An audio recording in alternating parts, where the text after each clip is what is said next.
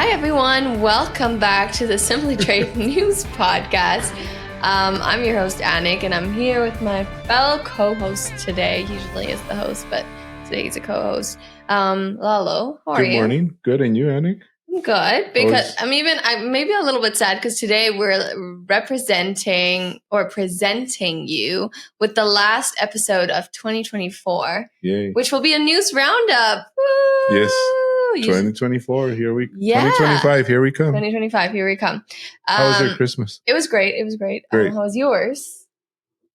Tiring, but great. Couldn't ask for more. It can get tiring. Both my kids were here, so. Oh, yeah, that's right. It went fast, I feel like. But, we're close to the New Year, which will be New Year's Eve will be tomorrow. And we have some fun stuff covering for you today. Usually we do like an end of the year 2024, but you've done that, I think. That will be on Thursday. The New Year's episode. So we have NCBFAA, a few folks from that from the organization that are coming and covering different aspects of the what to expect, lessons learned in 2024, that kind of good stuff. So it's going to be a fun episode. So tune in on Thursday, January the 2nd. Yeah. So today we're going to cover some developments that are happening that are, really it all ties together. Like you can connect it to all these stories that have been happening in 2024. And maybe we can even give it a little bit of an outlook on what to expect in 2025 with these developments that are happening. But you did say that's what you get, Anik. What? You said it's going to be so slow these last 2 weeks. Yeah, and it's not. It's not We're not going to have any stories to talk about. Trade can surprise you nowadays. Let's unpack the first event, which is our first story takes us to the border of El Paso, where we are right now, because a woman has been indicted for the alleged distribution of drug manufacturing equipment. So the indictment handed down by federal grand jury charges the individual, which her name is what? Okay, guys. So this is my best attempt at saying her name. It is Chow Fei Chen. Yeah. That's my best. Chen. So we're going to call her Chen. Miss Chen. Miss Chen. Miss Chen was supplying specialized equipment used in the production of illegal narcotics. I think fentanyl was mentioned. Right. So let's talk on, this stuff happens all the time. And why is this story so important, or why did it stuck out to us? Well, it's funny. Well, first of all, because it was in the news here locally in El Paso, and we hardly ever get trade news, which is something I wish I can somehow change because we're in the border and we should be getting more trade updates. But again, I've reached out to a few news outlets and hopefully we can help change that a little bit. But it was significant because it was weird on the way they caught her. And not really the way they caught her, but the way they found her. She was at a trade show like the ones we go, ICPA, NCBFAA, blah, blah, blah. She was exhibiting in her booth with her drug making paraphernalia. So in this case, it was a pill press. So press with the dyes and everything. So why is it illegal? Because she actually had special made dyes that copy or mimic popular pills or drugs of today. So I'm just going to throw some out there. They didn't specifically say, but they probably made it. She probably has pill makers that make it look like oxycodone or, like the highly addictive drugs. But in her case, with the intention to lace them with fentanyl. So that's where the fentanyl was brought in. Yeah. And I think the main, that's crazy that she was caught at a trade show for so that's wild. So in Las Vegas. So if you're in any deep stuff like that and show up in a trade show, just know you're going to get caught. But I think the main issue or the critical issue here is the potential misuse of like supply chains for illicit activities, right? I mean, this stuff comes across. I mean, that is one of the things that Trump has highlighted many times is that what is coming across the borders, and just to have like maybe stricter rules. Like, how did she even bring this across the border? So the way she did it, so very, very methodical, let's call it. Don't do this at home. Don't do this at home, and because you will get caught, especially now that the way they're screening this. But she shipped her machines or her pill presses. She shipped them in a bunch of different pieces to a bunch of different places. Yeah. And then whenever they got to the States, they brought them all together, and they of course assembled them here. But that's how she got away with it to begin with. So the article or the news story talks about dual use. So when and if you actually do go to the actual article, when we cite it, they kind of use the term dual use. Let me say, for the normal public, so dual use kind of applies because it could be used for, of course, real medical legit reasons, and of course for illicit drugs. But for us trade people, that kind of was misleading. It's not the true definition of what we use in trade for dual use. Dual use, of course, in trade normally refers to being used for civilian use and for military use. So this has nothing to do with that. So if you do read the article, don't get confused. When I read it at first, I was like, what are they talking about? And then I realized, oh, it's just someone who's not in trade that wrote the story. So anyway, but I see. But that term, I guess, kind of applies, I guess, in normal layman's terms, because so what they're saying is that now the DEA is working closer with CBP to identify items that could be used for other, let's not call it dual use, but for other different purposes. In this case, again, making illegal drugs and pills, etc. Yeah. So, and I think that brings us kind of to like implications for 2025, like talking on, advanced tracking and monitoring technologies to maintain supply chain transparency, like having new relationships, to have a deeper look into what's coming across the border, stricter regulations maybe. So we don't know what's going to happen, but this could, especially if stories like this come out, it's kind of inclines, the government, I feel like, to have new regulations, to have more technology, and to be a little bit stricter on, what, like tracking and stuff. So we don't know what will happen, but I think that those are implications that could be implemented in 2025. Right. And then going into 2025, this is obviously something that she imported with the help of a broker. I'm not going to say that this is the broker's fault at all. I mean, it's absolutely not their fault. They brought in items that were identified probably in the manifest and the invoices, etc. So, excuse me, they are not to blame in that sense.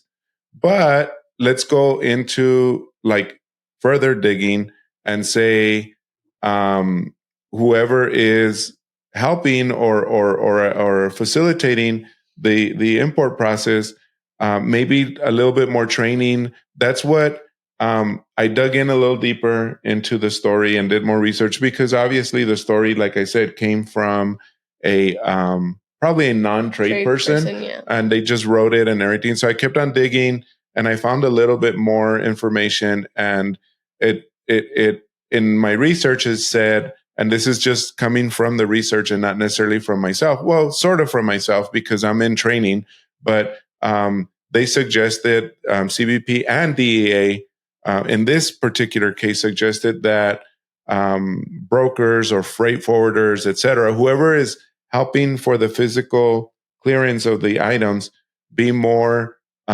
trained to raise a red flag as to this could be used for X normally, but it could also be used for Y. You know what I mean? And so, again, their suggestion is maybe work with the service community and within trade to help fight things like this. This is one of those cases where it does hurt our community and our society by making drugs, etc. That kind of stuff.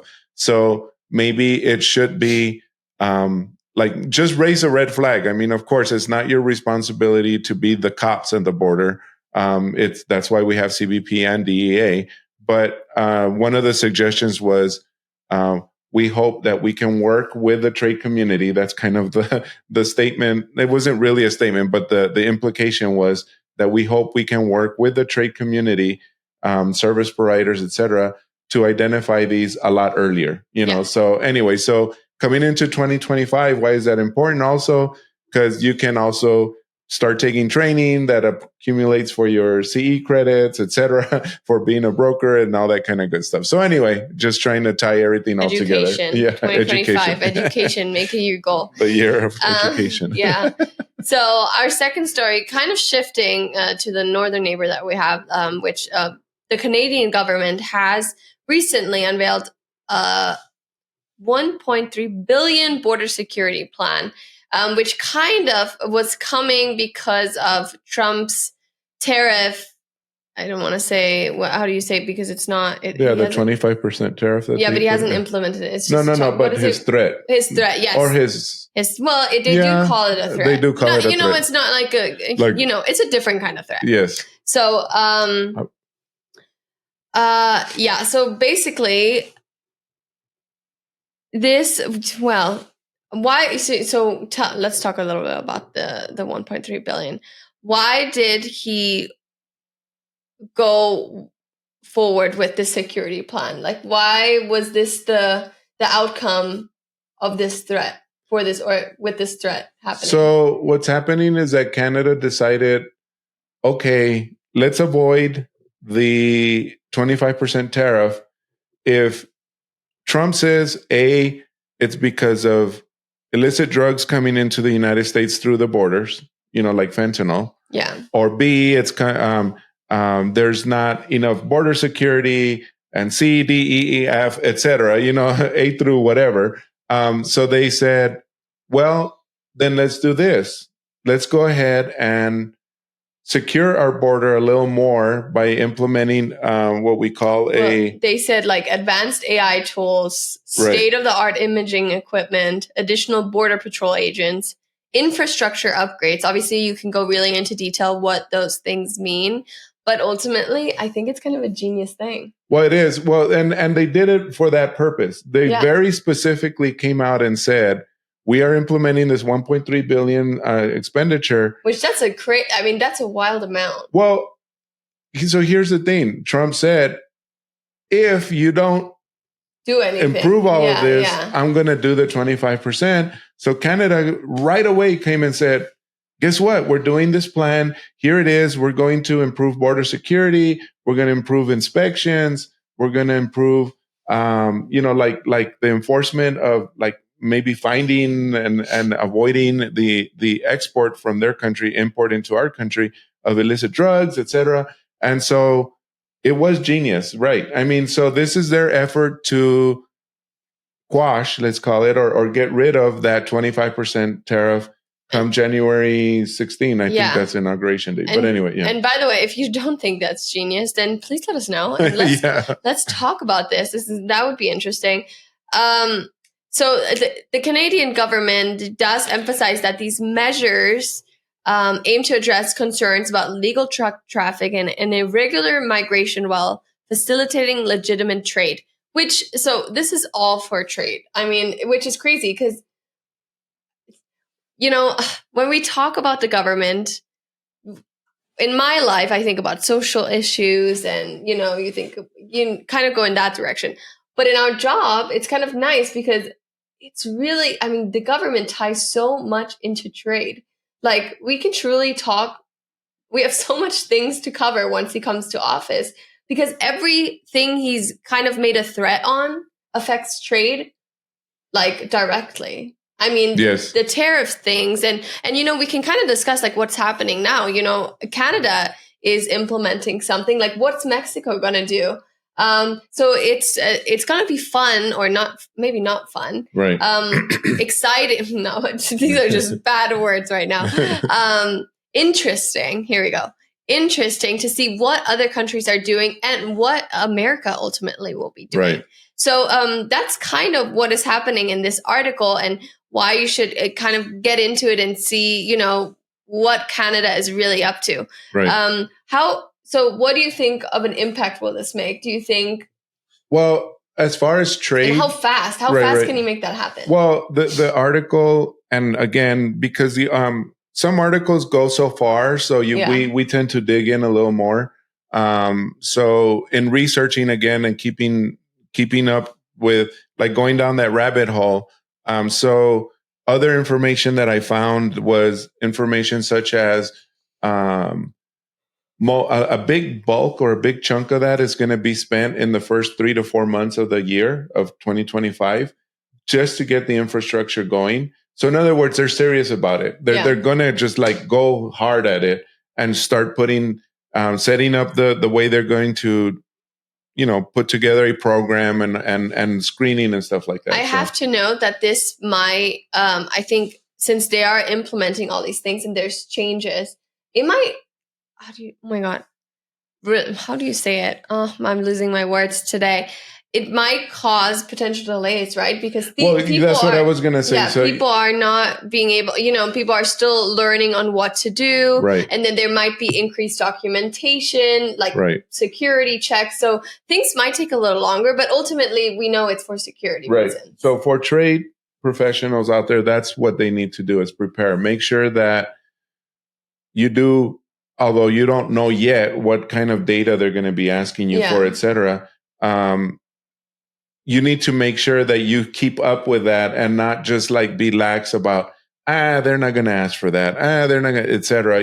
Like, make sure that you are keeping up with everything. Your documentation, your procedures, your supply chains. I mean, they may want to know a little bit more about your supply chain. Maybe, Canada's already implementing a process for forced labor, but who knows? Maybe they might want, you might think it's not for real or a joke, but now they're going to probably implement it more stricter. I don't know. It doesn't go into details exactly as to what programs or how they're going to enforce. It just says, here it is. Here's our answer. We're going to sink 1.3 billion into this problem, and we're serious about this. We want to partner with you, and we want to make sure that things are good between us.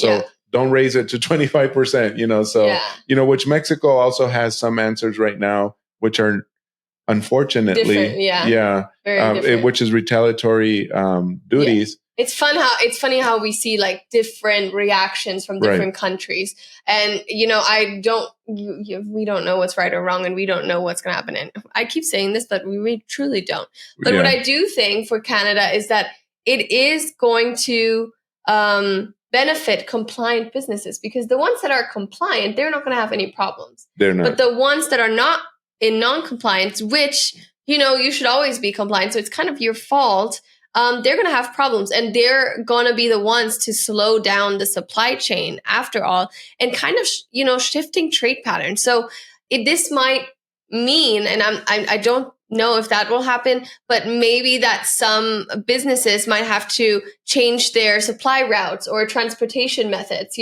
just, I guess, kind of have to assess what works best for your business. And if you're compliant, you shouldn't really have many issues, but. Right. And then, so the good news is for the podcast, a couple of things. I've already booked Alberto Villarreal, who was on our show before, from a company called Nepanoa. And he's based out of Chicago, but he facilitates trade or companies to do manufacturing or business or trade in Mexico, because that's his native country, is Mexico. And so he's coming on the show early like sometime in January.